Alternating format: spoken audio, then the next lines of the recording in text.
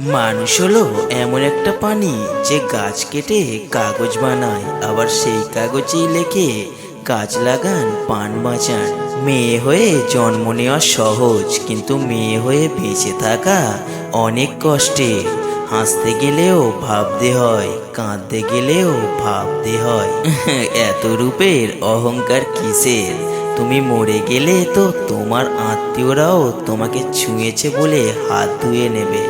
থাকতে কদর করতে শেখো, কারণ কিছু মানুষ জীবনে বারবার আসে না। কারোর থেকে টাকা ধার নিলে নির্দিষ্ট সময়ের আগে বা তার চাওয়ার আগেই শোধ দিতে চেষ্টা করো। এটা তোমার সততা এবং চরিত্রের অনেক কিছু মিন করে। টাকা ধার দিলে সম্পর্ক নষ্ট হয়, এটা ঠিক না। সম্পর্ক নষ্ট হয় ধারের টাকা চাইতে গেলে। আমরা আধুনিক হয়েছি, তাই আমাদের রুচিবোধ উন্নত হওয়া উচিত। অর্ধনগ্নতা কখনো আধুনিকতা হতে পারে না। শুধু স্বামী স্ত্রীর কারণে ডিভোর্স হয় না, হাজারো সংসার ভেঙে যায় শুধু পরিবারের অন্যান্য সদস্যদের অসহযোগিতা ও ষড়যন্ত্রের কারণে। ব্যথা পেলে নারী বদলায় না, নারী বদলায় নীরবে। নারী বদলায় প্রচণ্ড অবহেলায়, অভিমানে, প্রিয় মানুষের অপমানে। বয়স ৮০ হোক বা হোক ১৩, সম্মান তাকেই করো যার আচরণ ভালো। অহংকারী মানুষের সাথে সম্পর্ক যত দ্রুত সম্ভব বর্জন করুন, হোক সে বন্ধু বা নিকট আত্মীয়। কারণ এরা অন্য মানুষকে সবসময় অযোগ্য চোখে দেখে। এই কথাগুলো সবসময় মেনে চলুন, অনেক বিপদ থেকে রক্ষা পাবেন। রাতে একা একা হাঁটলে যদি বোঝেন আপনার পিছনে কেউ আছে, ঘাড় ঘোরাবেন না, পুরো শরীর ঘুরিয়ে দেখুন। আর পিছনে না তাকানোই উত্তম। ঘরে, মসজিদে বা বিছানায় সাপ দেখলে প্রথমে মারবেন না, চলে যেতে বলবেন। কারণ জিনেরা সাপের রূপ ধারণ করতে পছন্দ করে। না গেলে বুঝবেন ওটা সাপ, তখন মারতে পারেন বা তাড়িয়ে দিন। যদি রাতে কখনো দেখেন গাছের ডাল বা বাঁশ ঝুঁকে আছে, এর ওপর বা নিচ দিয়ে যেতে চেষ্টা করবেন না। সূরা ইখলাস পাঠ করুন। গভীর রাতে ঘরের বাইরে থেকে কেউ একবার ডাকলে সাড়া দেবেন না, ৩ বার ডাকলে সতর্কতার সহিত বের হন।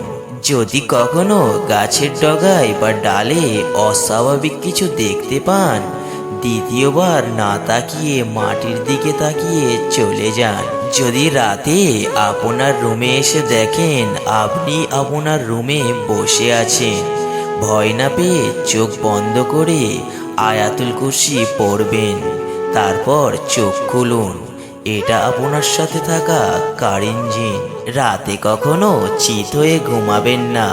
আর যদি ভয়ের স্বপ্ন দেখেন, বুকের বাম পাশে ৩ বার থুতু ফেলবেন। পুকুরে বা নদীতে গোসল করার সময় যদি কেউ আপনার পা টেনে নিচের দিকে নিয়ে যায়, এমন বোঝেন প্রথমে চিৎকার দেবেন, পরে কষ্ট হলেও দোয়া ইউনুস পাঠ করুন। পানির নিচে জিন বাস করে।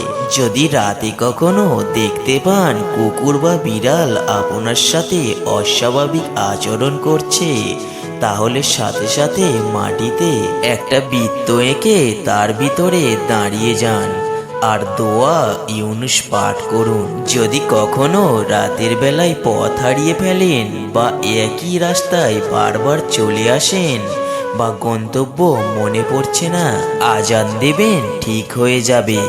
গয়রান নামক জিন আপনাকে ঘোরাচ্ছে।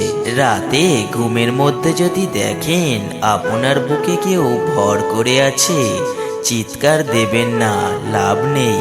কারণ আপনার চিৎকার কেউ শুনতে পাবে না। আপনার জানা যে কোনো সূরা বা আয়াত পাঠ করুন। মরা মানুষের আত্মা আপনার সামনে ঘুরে বেড়াচ্ছে, এমন কিছু ঘটলে ভয় না পেয়ে আয়াতুল কুরসি পড়বেন। জিন এমনটা করে থাকে, শুধু সালাম দিয়ে চলে যান। কবরস্থান পবিত্র জায়গা হলেও সেখানে ঘুল নামক জিন থাকে। সতর্ক হওয়া উচিত। আয়নার মধ্যে জিন প্রবেশ করতে পারে, তাই পর্দা দিয়ে রাখবেন। বাথরুমের আয়নায় রাতে না দেখাই ভালো। যদি কখনো দেখেন আপনি মিষ্টি জাতীয় কিছু খাচ্ছেন, পিঠা বা অন্য কিছু, সামনে বিড়াল খেতে যাচ্ছে, অবশ্যই তাকেও খেতে দিন। সাপ আর বিড়ালের রূপ ধারণ করতে জিন পছন্দ করে, আর ওদের প্রিয় খাবার মিষ্টি। মাগরিবের সময় ঠিক দুপুরবেলা এবং রাত 12টার দিকে জিনেদের প্রভাব বেশি থাকে। এই সময় সতর্ক থাকবেন, বাচ্চাদের সতর্ক রাখবেন। বিশেষ করে সন্ধ্যায় বিসমিল্লাহ বলে দরজা বন্ধ করবেন। অতিরিক্ত রাগ করবেন না। রাগের সময় আমাদের মুখের কথা যখন আটকে যায়, তখন জিনেরা আমাদের শরীরে প্রবেশ করে। রাগের সময় দাঁড়িয়ে থাকলে বসে যান, বসে থাকলে শুয়ে যান। সত্যি যদি আপনি স্পষ্টবাদী হন, তাহলে দেখবেন অনেকের সাথেই আপনার ভালো সম্পর্ক থাকবে না। পৃথিবীর সবচেয়ে সুখী মানুষ সে, যে অল্পতেই খুশি হয়ে বলে আলহামদুলিল্লাহ। পাপ করলে যদি নোটিফিকেশন আসতো, তাহলে আমরা বুঝতে পারতাম 24 ঘন্টায় আমরা কত পাপ করেতেছি। বিজ্ঞান সব আবিষ্কার করতে পারলেও বেঈমান চেনার যন্ত্র এখনো আবিষ্কার করতে পারেনি। স্ত্রীর কথায় মা বাবাকে, মা বাবার কথায় স্ত্রীকে অপমান অবহেলা না করে সমঝোতার মাধ্যমে যে সংসার চালায়, সেই হলো প্রকৃত স্বামী। ঘরের বউয়ের নিন্দা কখনো পরের বউয়ের কাছে করবেন না, কারণ আপনি অসুস্থ হলে আপনার সেবা সেই ঘরের বউই করবে, পরের বউ না। খারাপ সময়ে যাদের পাশে থেকেছি, তাদের মুখেই আমি আমার বদনাম শুনেছি। 90% পুরুষ শাশুড়িকে মায়ের মতো শ্রদ্ধা করে, কিন্তু 90% মেয়েরা তার শাশুড়িকে পরিবারের বোঝা মনে করে। মানসিকভাবে কেউ ভালো নেই, সবাই ভালো থাকার অভিনয় করে। যাকে তাকে পথ দেখিয়ে দেবেন না। বেঈমান বিশ্বাসঘাতকেরা পথ চেনা হয়ে গেলে আপনার পথেই সেই কাঁটা বিছিয়ে দেবে। কাউকে পাওয়ার আশায় নিজের সুন্দর জীবনটা নষ্ট করো না। ক্যারিয়ারের দিকে মন দাও। যে কপালে আছে সে ঠিক সময়ে জীবনে চলে আসবে। কিছু মানুষ নিজের জন্য বাঁচে না, জীবনের সাথে জড়িত মানুষগুলোর জন্য বাঁচে।